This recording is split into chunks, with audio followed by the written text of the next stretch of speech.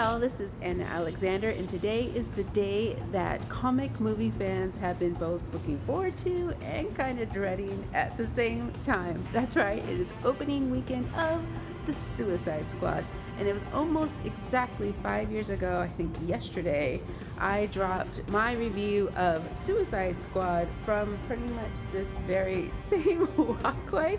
It's only fitting that I'm doing this again tonight. And okay, so as you know, I wasn't quite a fan of the first one. It was a mess. It was a mess. This one, not quite such a mess. It actually had somewhat of a story that folded along. I think it's funny that we got the new Venom trailer this week called Let There Be Carnage, and that is what this movie should be called. It's just carnage. It's just death and blood and death and blood and death and blood, which made it kind of hard for me to enjoy the quiet scenes because I'm expecting somebody to be shot or blown up or to blow somebody else up at any moment, because that's what happens. At any moment someone's just going to explode, and it almost becomes comical to me. I start laughing when there's so much just ridiculousness of death. That's just what it is. There were some surprises. It took some twists and turns that you weren't quite expecting, which made you go, oh, so what's gonna happen next? So those were good parts. Those are things that I enjoy. I like being surprised in a good way. But what this version suffers from, unfortunately, is that saggy middle. There's just, you're cruising along, and then all of a sudden it just stops. The action stops, and you're taken on a little side journey that really has no purpose at all. Yeah, but what's rocked?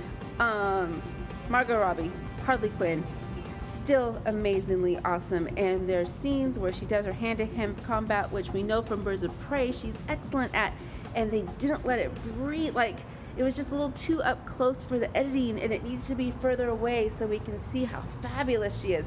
But that is a baller kick-ass scene. Anything with Harley Quinn in it is always a good time. Idris Elba's in it is great. Ratcatcher 2, right. Okay, so if you have a squeamish thing about rodents at all, this movie is going to be your worst nightmare. Holy shit, there's lots of scenes in this that I would be like I would like to forget them. I would like to forget the visualness of them, just because they are very nightmare-inducing. Because this is what the trailer told me to expect. A lot of violence and a lot of weirdness, and that's exactly what you get. You get violence and you get weirdness. So if you're looking at this thinking, oh, it's DC, I'm going to take my kids, they'll have a good time, I would not take tiny children to this at all. No. Should you go see it in a theater? Haha. Good question, because we know it's on HBO Max this weekend as well. I think you're perfectly fine enjoying this in the comfort of your own home. I saw it in IMAX. I wasn't swept away by the awesome IMAX-ness of it like I would be, like, say, Ford versus Ferrari. So I think you'd be perfectly fine enjoying this in the comfort of your own home, and I would not recommend this for small children because, again, carnage, rodent, carnage. So yeah, in the comfort of your own home, fabulous good time. Would I shell out full price again? No, I wouldn't.